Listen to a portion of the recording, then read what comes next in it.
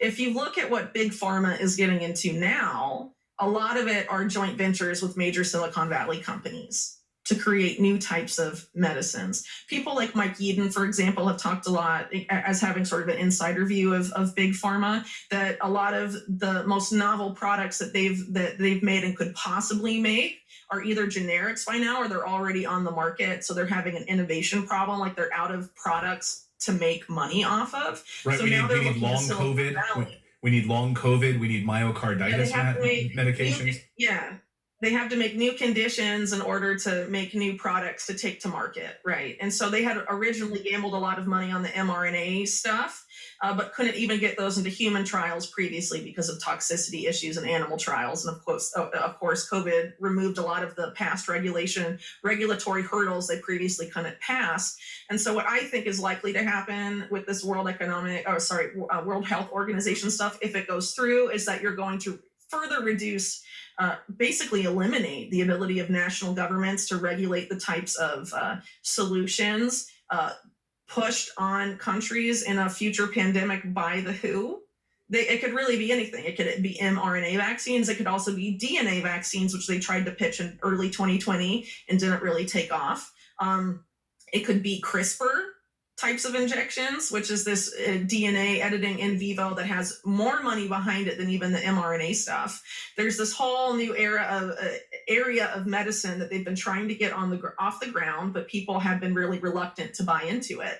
And that was the case with mRNA stuff before COVID, but now it's been normalized. They've changed the definition of things even to make it qualify as a vaccine, even though it didn't meet the traditional definition of a vaccine because it didn't stop transmission and it didn't provide immunity, right? Which is what the definition was before. So now they've changed all the words. They want to clamp down on dissent, so you can't say anything the WHO is saying is crap, or you can't point out the conflicts of interest. And if you're looking again at where the direction big pharma is going, it's these mergers with Silicon Valley. A great example is GlaxoSmithKline and Google Health's joint venture called Galvani Bioelectronics. The former head of that was the head of Operation Warp Speed, Moncef Slaoui.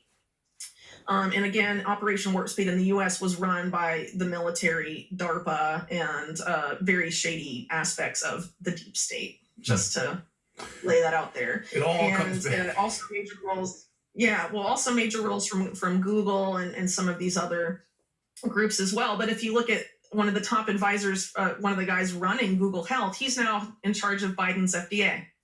Robert Califf. No one's really talked about him at all. And so Galvani Bioelectronics is basically injectable nanotechnology that can manipulate your central nervous system.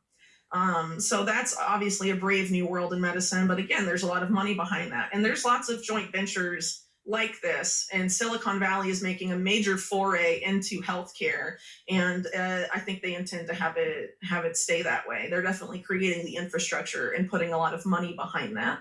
I relatively recently had an article talking about how the mRNA for the Moderna bivalent vaccines is being produced by this company called Resilience, which is basically backed by Big Pharma, the Bill and Melinda Gates Foundation, and the CIA through In-Q-Tel. And they're throwing tons of money behind this particular company to manufacture mRNA, DNA, and even like making viruses gain of function style, all sorts of stuff for the future. So they are putting a lot of money in the infrastructure to have this stuff pumped out on a regular basis. And I think it would be a mistake to disconnect that from this power grab by the World Health Organization. Because the only way they can force this transhumanist stuff or the new eugenics on people is by framing it as healthcare. And that's what they did during COVID. And they showed that they're going to try and mandate that type of stuff, even if it kills you, right? They don't care if it kills you or not, because ultimately they want to lower the global population, and to them only the strong will survive. So whoever survives the upgrades, will be around, and they'll be the fittest or whatever for their only the strong survive. Yeah, it's crazy. Where have we heard that before? I'll get you out of here on this question because we had some news this week, and I want to be respectful of your time. We had an update on a judge over the weekend. A judge ruled that we can know some of the people perhaps linked to Jeffrey Epstein, but not the ones we wanted to know about. So some unsealing might happen Are we to get excited about that? Any information in there, or will this ever see the light of day? Will we ever know the names associated with this? Based on what I've seen of this particular unsealing, this is about testimony that's already out there, but the names have sort of been redacted. And so the names are becoming unredacted in several cases. And many of these people aren't Johns, right, or alleged Johns. They're victims, right, that have were previously had their names redacted, but the judge ruled that because they've been so public about their experience that there's no need to have their names redacted anymore. And there's some other people that have popped up that whose names are going to be released. Probably the one that would have given us any information, his name was not released because he's being allowed to pursue an appeal on whether his name is going to be redacted or not. So I think that may be interesting to see if that appeal is granted or dismissed. But it doesn't seem particularly likely to me that we're really going to get a lot of new information out of here. So when I first saw the story break, I was interested because they mentioned that one of the Pritzker members of the Pritzker family was going to have his name unredacted. And that's very interesting because in chapter 1 of my book, I actually talked about the Pritzkers quite a bit because they go back to the super mob, which was sort of this merging of corporate power and organized crime in Chicago. And they're one of sort of the most instrumental families in that particular area in developing that model. And if you're interested in reading more about that, you can read Super Mob by Gus Russo. And I highly recommend that. So Pritzkers are basically longstanding ties to organized crime, and they're major funders of the Democratic Party and also a big force in Illinois politics. Specifically, the governor of Illinois, for example, is a member of the Pritzker family. And in Jeffrey Epstein's Little Black Book, the note written next to one of, I think it's Nicholas Pritzker, it says numero uno, which of course means number one in Spanish. And that's the only type of annotation like that in the entire Black Book. So what does that mean? Why is he number one? Does it mean he's like the head honcho or something like that? It's hard to know. So I was like, oh, okay, we'll definitely learn more about the Pritzker-Epstein relationship. But according to the judge, it's something. It's only a sentence where this particular member of the Pritzker family, I think it's Tom Pritzker, is exonerated. So it's nothing new, right? Still and it's dark. worth keeping in mind the judge overseeing this is Loretta Preska. And if you're familiar with the situation with Stephen Donziger and Chevron, she basically sent him to prison. So she's definitely not a nice lady, to say the very least. So I don't really see her granting access to the client list. But then again, she's only dealing with these transcripts of this particular case that's between Virginia Giuffre and Ghislaine Maxwell. This is not the quote unquote client list that we would assume the Department of Justice would have access to.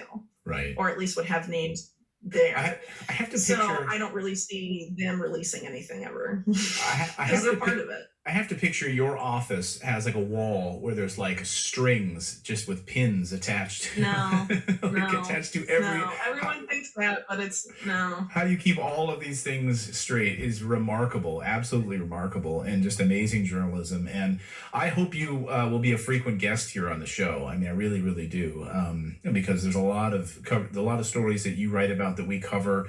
And I would love your just incisive, journalism on this and your thoughts on this. So hopefully you'll be able to come back. I want to point everyone to the book, which is called On Jeffrey Epstein. Read the 2-volume book. You get a lot of information, of course, Pritzkers and otherwise. One Nation Under Blackmail is the name of the book, the sordid union between intelligence and crime that gave rise to Jeffrey Epstein. Go check out the book. Whitney, thank you so much for joining us. Where else can people find you if they want to read some of your regular writings?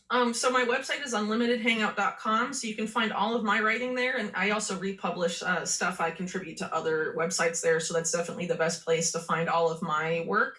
At least recent work. Previously I worked for Mint Press News, and so you have to search for my name there to find some of those articles as well that are a bit older. But beyond that, I also have a podcast called Unlimited Hangout that you can find on Apple Podcasts, SoundCloud, but it's also on Rockfin, ROKFIN, which is I don't have a YouTube channel, so that's what I use instead. For any sort of audio visual stuff. But if you're interested in any sort of developments in my work or news about the book, like there's an upcoming audiobook, for example, you can sign up for the newsletter, unlimitedhangout.com/newsletter. Great. Wonderful. Well, thank you so much, Whitney. We really appreciate you joining Thank us. I'll you. let you get back to the new baby, and and get back to connecting all of the dots. We appreciate it. Thank you so much, Whitney. All right. Thank you. Thank you. You're not, when talking about things that are separated by like several decades, something like FTX and the JFK assassination, it's like a lot of legwork to really point out how you get from the network behind that to like a network behind FTX. And there is some overlap, but what I try and do in the book, right, is show that there was this fusion between intelligence and organized crime that began in the 40s, and that group has evolved over time, but they're still quite active, and are involved in a lot of different things. So in terms of like FTX specifically, it's hard to know exactly who was necessarily behind that or who was necessarily backing Sam Bankman-Fried right now. I think in their most recent court filings, they moved to block a lot of the other people associated with FTX, aside from Sam Bankman-Fried himself, trying to hide some of those names affiliated with him. And we can sort of get we've had a little peek here and there at some of the network behind him, but it's hard to know exactly what was going on. Whereas when you're talking about something like the JFK assassination, you have like over 70 years or so, Right. more or less, of research and time for documents to come out and Right. Freedom of Information Act requests. And so it's much easier to piece together something like that than something that's currently like still a developing story like the FTX scandal. I guess But I what just happens Oh, I was going to say I sort of see a lot of just similarities in the cover-ups, the powerful people, the elites that don't want you to have access to this information. I think there's a lot of commonalities between these stories, right? Yeah, well, if you have a particular network, that's even decentralized, right, and they're able to get away with things decade over decade, they're not going to stop that behavior because of a lack of accountability. And so these particular groups that are affiliated with either organized crime or intelligence or different power brokers, more often than not, the law doesn't apply to them like it applies to the rest of us. So they're able to sort of get away with certain crimes if they're in bed with the right actors, or if they're benefiting the powerful enough. Making the money, things like that. So, I think that was probably true, with FTX, it's pretty clear that was serving a particular purpose for certain powerful people, and that the fraud going on there was benefiting certain powerful people, because you're not just having, the government and the Department of Justice and law enforcement sort of, essentially turning a blind eye at this point to him. But you're also having the mainstream media cover for him, because someone like Bernie Madoff, for example, within a couple of days, he was arrested. The media was totally, against him. And what we're seeing with SBF, as he's called, Sam Bankman-Fried, is quite different.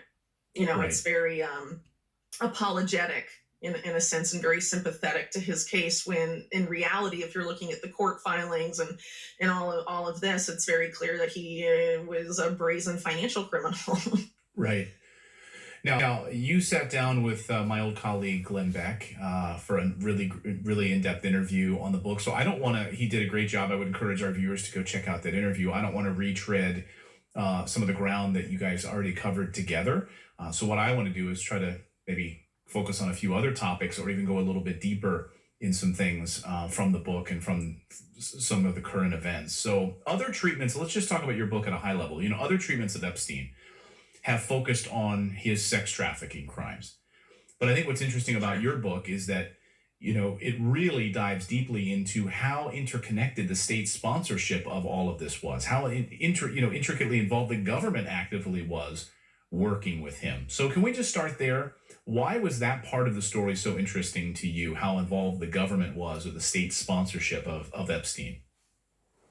Well, I first got interested in it because there was an obvious attempt to cover it up by the mainstream media and, of course, the government itself. So you had sort of inklings of this come out, where you have Alex Acosta reported as saying that he went light on Epstein when he was, a U.S. attorney in Florida, because he was told that Epstein had belonged to intelligence and was above his pay grade and whatnot. So, I wanted to sort of understand what that meant, right? Because if you say belong to intelligence, that could mean he was an asset, he was on the payroll, he was an agent. And does that mean one intelligence agency or multiple intelligence agencies? What exactly was the nature of that involvement? Because if you're talking about someone who's under fire for as the sex trafficking of minors, and there's an intelligence connection that means there's a state connection, like a government connection. And as I note throughout the book, there's acts like this, scandals like this that have broken, really throughout American history in different administrations with powerful political connections, and they've been covered up pretty systematically. So it seemed like Epstein, there were efforts to have that happen with the Jeffrey Epstein case as well, and I think that's been pretty clear over the past few years or so. So in terms of what that state sponsorship was, I did my best to really just put all the information out there, and people can sort of draw their own conclusions. But I think it's pretty conclusive that there was either one or two in state intelligence agencies that were involved with his activities. But it's not just limited to sex trafficking. So if you look at the mainstream media narrative of Epstein, it focuses pretty much exclusively on his sex trafficking from 2000 to 2006, give or take, Right. with the exception of the Ghislaine Maxwell trial, which deals with some stuff in the 90s. But overall, it's mostly focused on a very specific activity in a very specific time frame. And this is someone who's, entered the workforce really at some point in the 1970s. And a lot of those intelligence connections go back to the 80s and arguably even 70s as well. And so there's a lot to unearth there, and a lot of his earlier, I guess, controversial behavior that he was involved with in those periods was seems to have been more focused on financial crimes and on arms trafficking, as opposed to sex trafficking. But as I note in the book, a lot of the people he was working with in that period of time, and also institutions, were themselves involved in sex trafficking, and in some cases, the sex trafficking of minors as well. So he saw this behavior somewhere else before he engaged in it himself. And these, institutions and entities that I refer to there were also tied to intelligence agencies in a very significant way. So this is something that, intelligence agencies seem to engage in when they believe it is to their benefit. Yeah, I couldn't help. I mean, in the book, you point out a couple of instances where, well, some of his colleagues were fried publicly about it. Went to jail, and his name was just like mysteriously removed. Like, am I wrong about Yeah, that?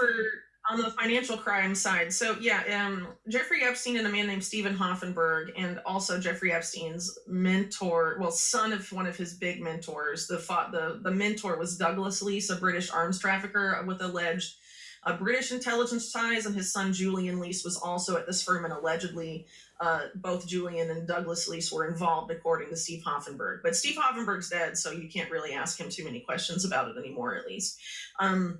But it was Steve Hoffenberg had created this company called Towers Financial, and Douglas Leese was allegedly a principal there and connected Steve Hoffenberg and Jeffrey Epstein. And once Jeffrey Epstein is on the scene, this is around 1987 or so. Interestingly enough, the year he also is alleged to have linked up with Leslie Wexner. Jeffrey Epstein develops a Ponzi scheme plan that he and Hoffenberg enact, using Towers Financial as sort of the vehicle for conducting this large, very massive Ponzi scheme. I think at the time it collapsed around 93 or so. It was one of at the point, maybe the biggest Ponzi scheme in U.S. history at that point. I think it no longer holds that title. But yes, so in grand jury proceedings, the attorney